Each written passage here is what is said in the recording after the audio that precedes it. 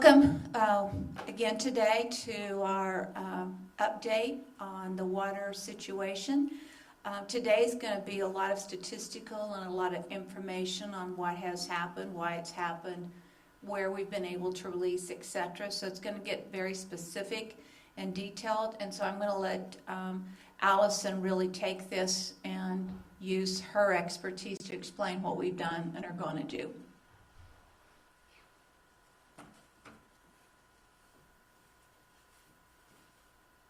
Good afternoon. As the mayor said, we want to kind of go through and walk through what we've released to date, why we've released that, talk about this contamination that's in the water supply, and why we're able to release certain parts of the city and others that are not. So I want to start with explaining, I know we discussed it at the press conference yesterday in regards to the high plane and why we released that. And then also the additional areas. So as we discussed yesterday, the high plane for our water distribution system is hydraulically separated from the other portion.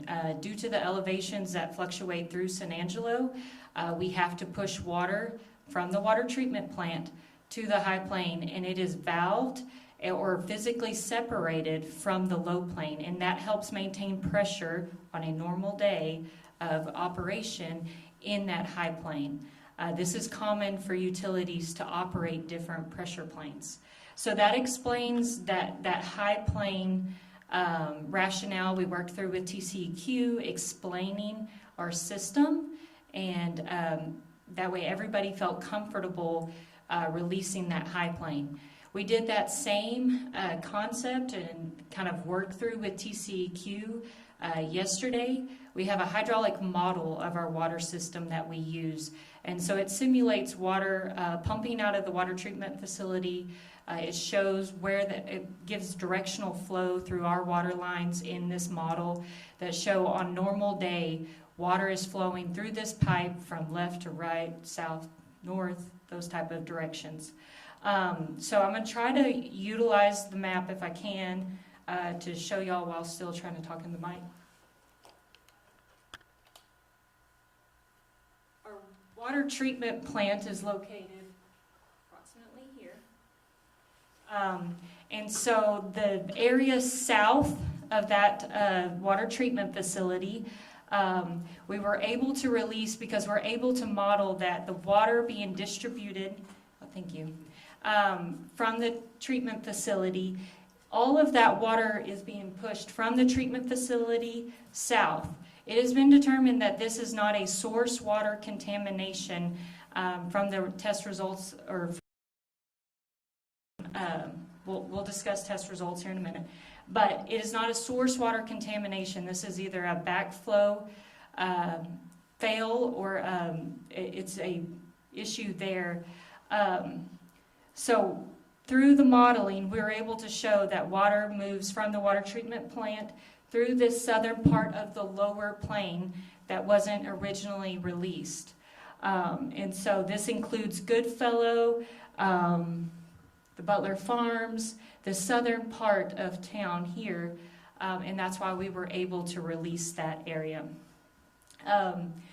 We have been sampling. We have been taking samples since day one of receiving the massive amount of complaints in the Paulan area. Yesterday we did perform more testing. What we're trying to do is to test a containment area, or all the lines that are feeding into the Paulan area.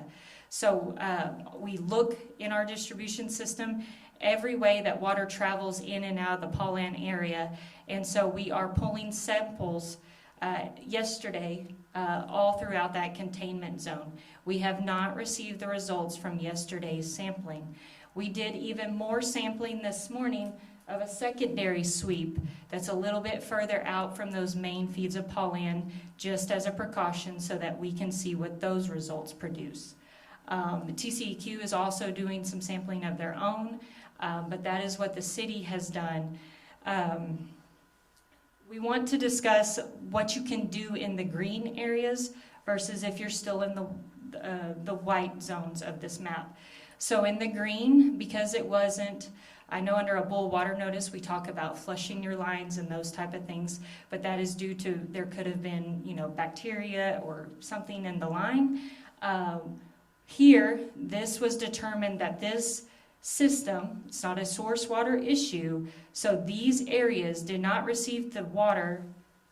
Water doesn't travel from down here up through Paul Ann and back around. That's just not how our distribution system works. So this water is fresh water from the plant, and that's why we've been able to determine and put it into the area, or the out of the do not use order. So the green areas, you can resume using water as you normally did prior to this event. The white areas are still under the do not use. You can use it for flushing or irrigating. The other thing that a lot of people have been discussing is the issue in Florida and the hacking that went along with that. So from what I know of that scenario is that they were hacked at their water treatment facility by their SCADA system. And the SCADA system is the technology that allows a water treatment plant to operate through computers and those type of things. Once again, this was not a attack or anything that happened at our water treatment facility. So therefore, we didn't have, we do have a SCADA system, but it was not hacked, and chemicals weren't leached at the treatment facility or anything like that. We do think this is just a failed backflow, so contaminants got back into the water supply. With that, I am going to introduce Josh Berryhill. He is a consulting engineer that we've hired specifically to assist us through this process. He's going to talk about why sampling takes so long, why we have to send samples off to areas like Austin where we've been sending them. And then he's also going to talk about some of the contaminants that were in the results of Monday sampling. So this is the results that were, or the water samples that were pulled on Monday when we started receiving those calls, and then we'll open it up for questions.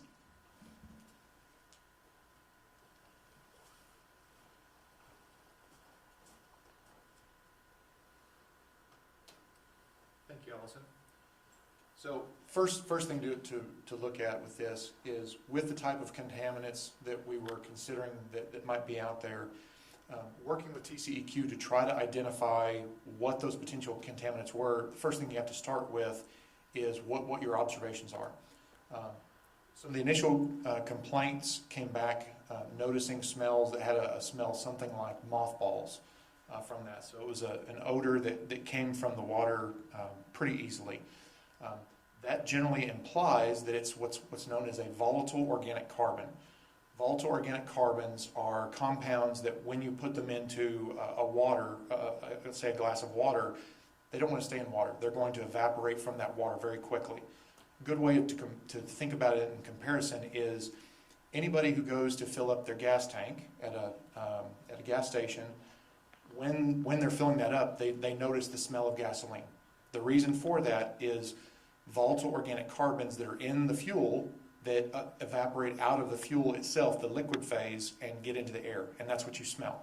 That's what's known as an aromatic ring that creates that specific smell.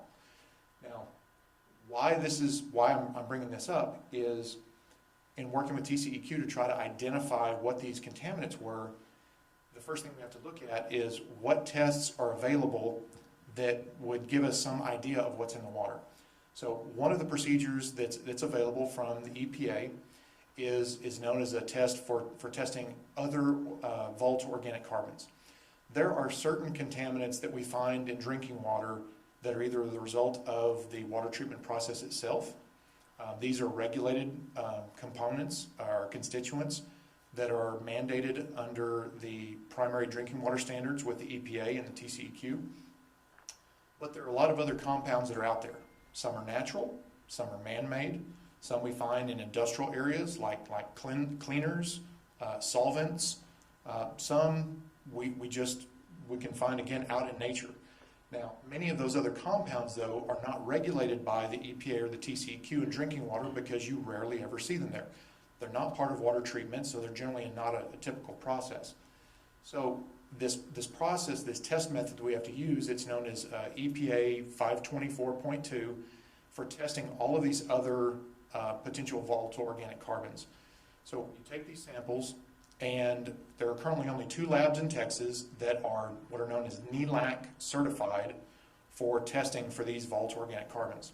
There are other labs that can test for this in Texas, but there are currently only 2 labs that we're aware of that TCEQ recognizes as that have the appropriate certification processes for quality control and assurance.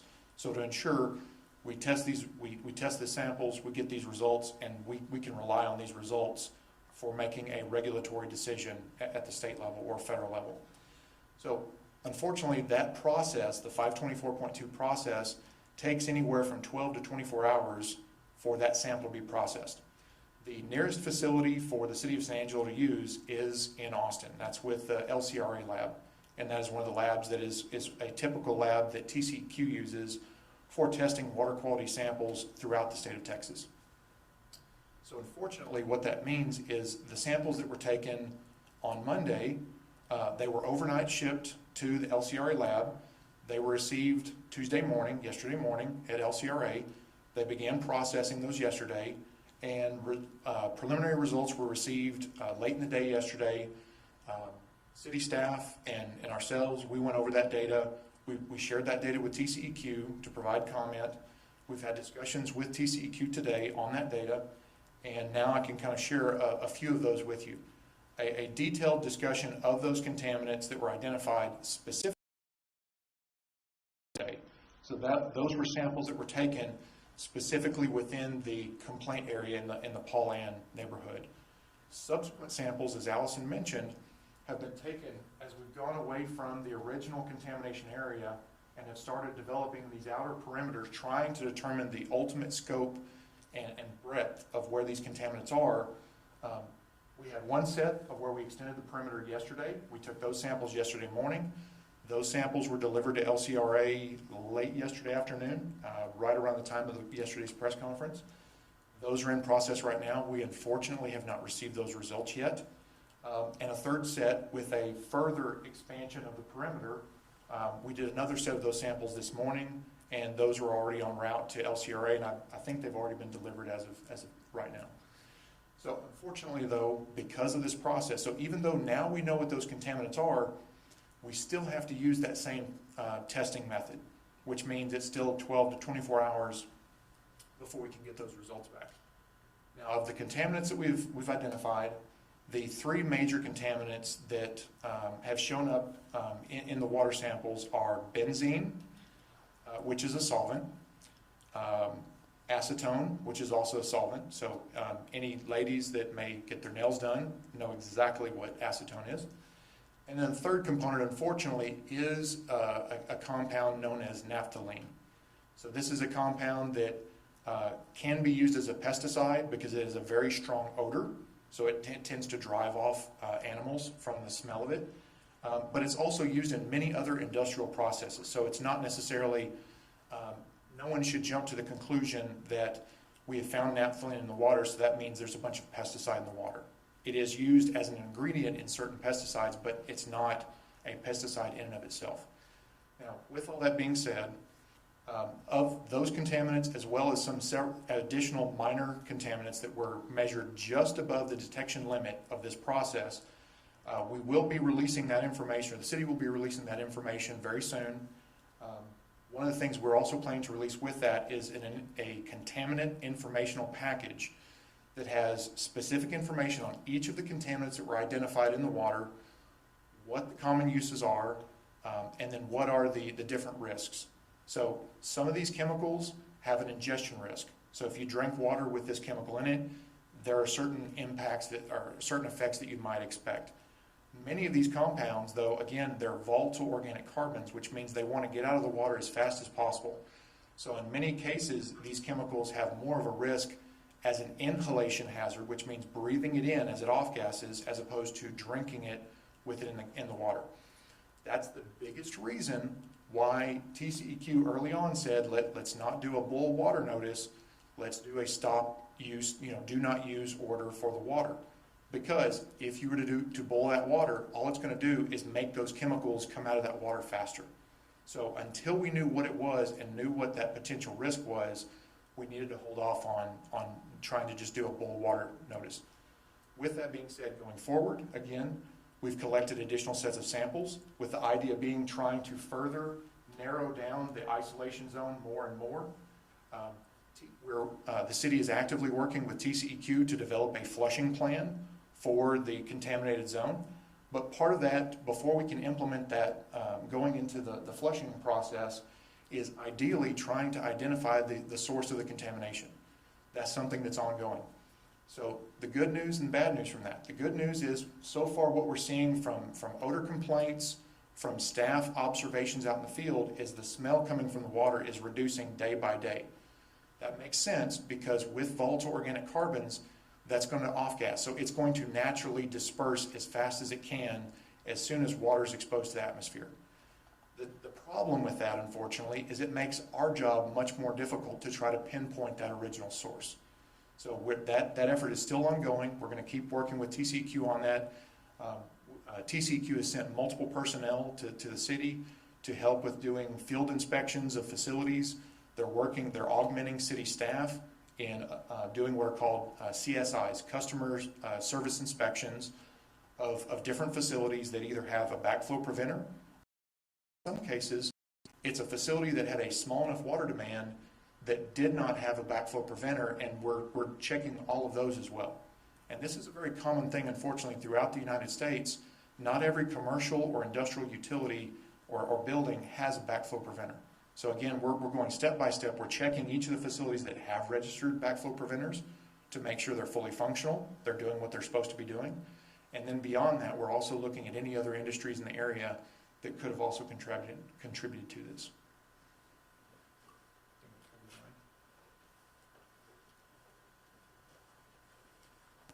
Thank you, Josh. One thing I just want to wrap up before we open it up for questions is that this is a lengthy process, and we understand that this is a severe inconvenience to our customers, but what we want to do is keep our customers safe.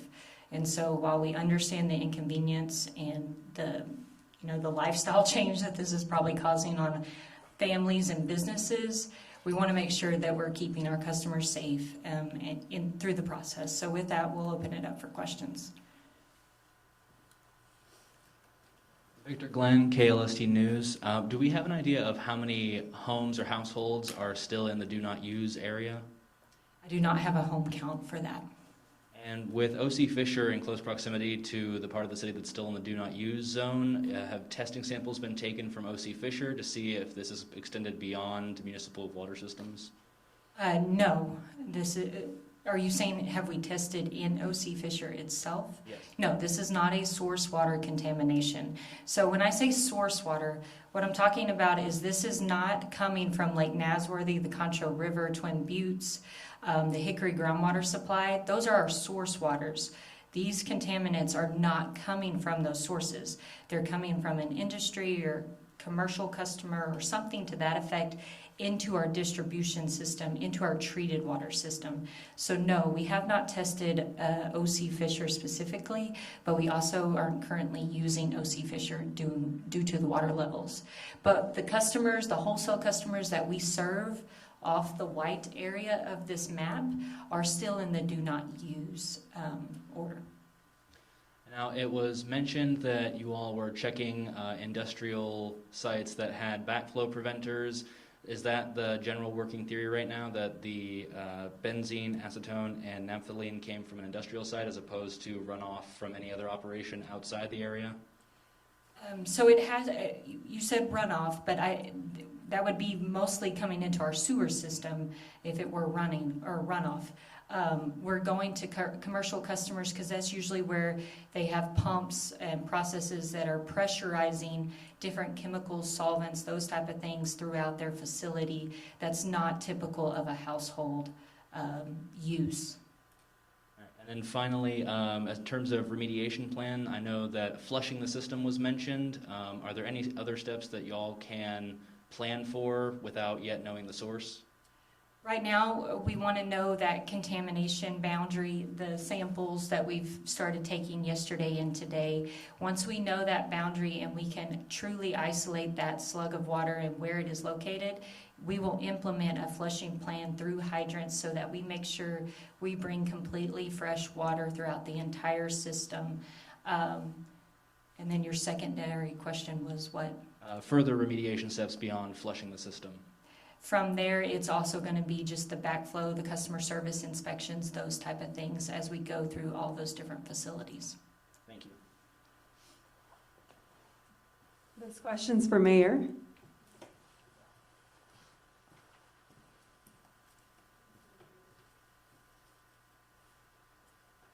Is there anything specific that the city is doing to help the disabled or elderly who couldn't leave their homes to get water this morning? Yes, we are. We called Meals for the Elderly today and are working with them to help us distribute water. I think they have the best contact for a lot of elderly people, disabled people that might need water, so we are doing that. As a first step, we have certainly taken some phone calls from people, and we've addressed their needs and given them an option in terms of things that could be done for them. But we are not going to ignore those disabled or those handicapped.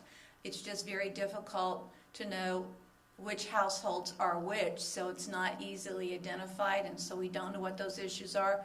But I think Meals for the Elderly is really well known in terms of taking care of those people who are in need. And so for us, that was one of the first phone calls that we made this afternoon to ensure that that is addressed. Perfect. And lastly, do you have any idea if we're going to continue the water distribution tomorrow as well, if this continues on? Yes, we are. Obviously, we're going to still stay very focused in the Coliseum, but we are looking at perhaps another location for the white area two other locations that might help. With this much territory that has been opened up, it obviously makes it easier for us to have a location, or will be 3 locations to better address those households that have a need. Okay, one last question. I spoke to some residents specifically about the water supply, like at HEB, and they have concerns about water, possibly running low, like toilet paper, for instance. Do you have any, response to that right now? I do. They have assured us that they have a lot of water and more water constantly coming in. So we would ask that we don't start to hoard. But again, with this much of the territory of the city opened up, with their ability to use their water, and with the supplies that our partners, business community partners, have ordered in for themselves, I don't believe we're going to have a water issue, supply issue within our retail stores. Thank you so much. You're welcome. Question for you, Mayor. Have you reached out to Shannon by any chance? Obviously, with the pandemic going on and water being a main source, have you reached out to them how they can be assisted in this? Well, number one, obviously last night late, we were able to open up Community South, or I should say Shannon South, excuse me for that. And so they do have that facility open now. As it relates to how they are operating the existing facility, they have not reached out to us, or me specifically. Daniel, I think, has information or an update in his conversation with Shane Plymouth. I am on daily contact with Shane Plymouth, who's the CEO of Shannon Hospital. Also Pam, who's over the director of nurses, just to get information to them, to let them know exactly where we are. And it's not just Shannon Hospital. I am in touch also with Dr. Deathloff, in touch with the community partners that we have that are being affected at this point, Colonel Naz. So I want to make sure that we're updating them so they can plan appropriately. But yes, as far as Shannon Hospital, absolutely, we are really in contact on a daily basis. And we give them the updates they need to plan for what they need to be doing. Gotcha. And I guess a question for Ms. Allison. Have you guys been able to pinpoint where this all started with Naphthalene being part of an industrial, and this was first came out as an industrial chemical problem? Have you been able to pinpoint where this all started? No, we have not been able to pinpoint the source of the contamination at this point, but that is actively what we are doing. ourselves and with TCEQ. Gotcha.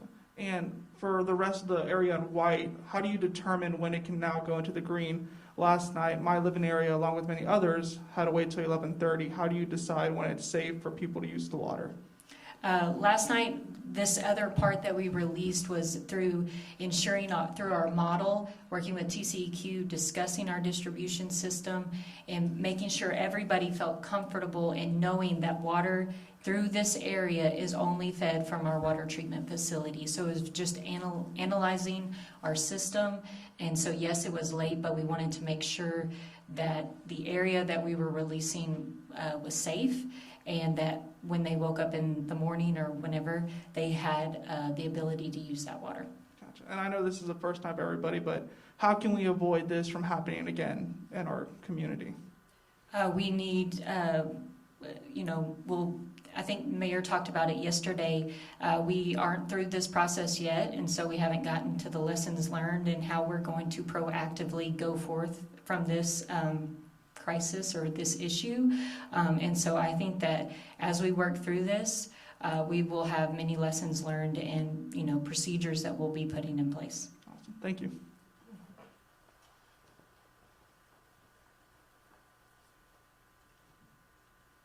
Hi, I'm Alana Edgen with the newspaper.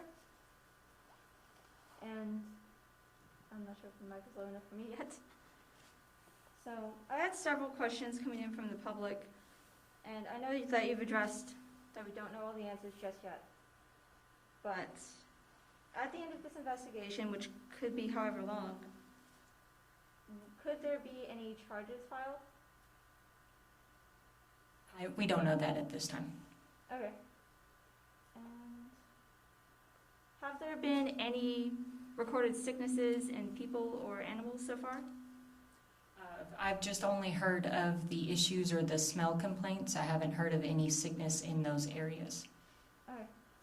And for how many businesses, how many commercial businesses in that area use that combination of chemicals? Is that known yet? No, that is what we're working on currently. Okay.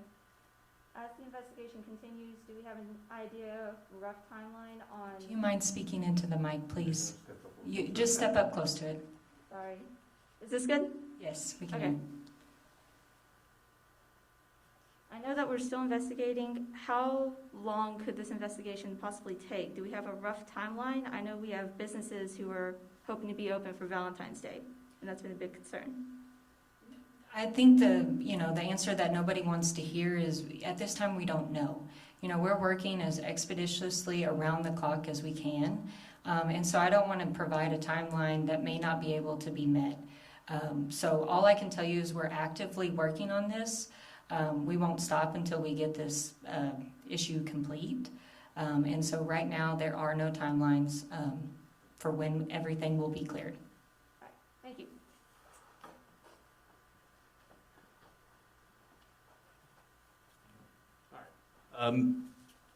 Matt Trammell with San Angelo Live. So first of all, one of the things over there, there's a lot of construction going on right now and a lot of industrial places over there. When they hook into the main water lines, they use safety check valves. Is that where y'all are starting to look at? Is there maybe a way that they bypass those check valves or anything like that? So our engineering group handles all the inspection of construction as contractors lay new water lines and those type of things, and they are specifically looking for those. They are ensuring that construction plans are installed as designed. So I can tell you that when we go to inspect a subdivision and those type of things as water lines are being extended, that's being handled through our inspection division and analyzed very closely. Another thing is they could, or let me phrase this right so that way it's all right. With the check valves, could it be something that just happened right now, or not with the check valves, but with the contamination itself? Could it have been something that could have happened weeks ago that we're just now knowing about, or is it something that is happening right now? I think that once we pinpoint the source right now, as Josh talked about, the locations that we are going to continuously, we're not finding that odor being present. So it is volatilizing off. So this could have been a one-time event. It could have gone on for a couple of days just at slow volumes or small volumes. But once we get to finding a source or, pinpointing in a location, we will know better, kind of that information. I also have a question for you. Just kind of, in layman's terms, give me the, so at the end you kind of emphasize that the naphthalene was in the water, and you kind of emphasize, is there anything worse that the naphthalene is than the other two contaminants, or are they all the same, or just kind of what is so bad about naphthalene and the contaminants in the water? The biggest issue with all of these is they're not intended for human consumption, none of them. Benzene is something that we do find in water from time to time, so there is what's known as an MCL, a maximum contaminant level established by the EPA. But for acetone, for naphthalene, they're not regulated by the EPA or by the TCEQ in drinking water because it's never intended to ever be in there. The saving grace with those is the biggest issue with them is inhalation. So again, as I mentioned earlier, that was the reason for the do not use order as opposed to boil water, because we didn't want people to become more exposed to that inhalation. Ideally, if anything, we wanted it to stay trapped in the water until we could flush it out in a safe manner so it wouldn't be off-gassing in people's households and affecting families. With regard to levels of danger or risk with each of those different chemicals, there's essentially, in most cases, with any of these chemicals that are not intended for human consumption, there's always the potential of nausea, of stomach cramps, things like that. But generally, in most cases, when you look at requirements for risk assessment evaluation, in many cases, many of these chemicals, they'll say, yes, if you drink this with a high dose, it could cause these effects. Generally, what they're referring to is not that you're drinking water that has some of this chemical in it that are in very, very small concentrations. They're talking about, like as an example, acetone.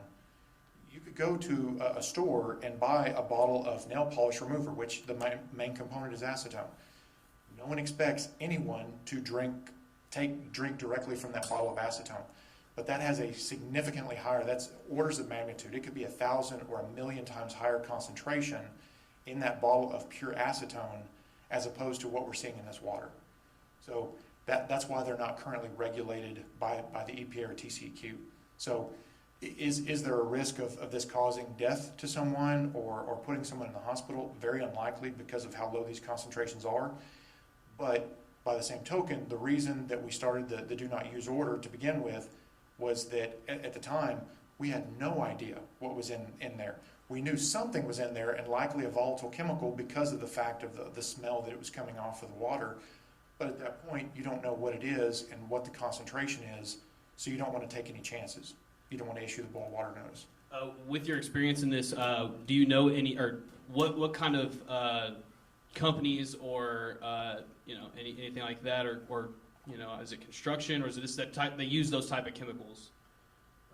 When you look at chemicals like acetone and benzene, those are found in so many different products as solvents that they work really well of dissolving a solid substance into a liquid form.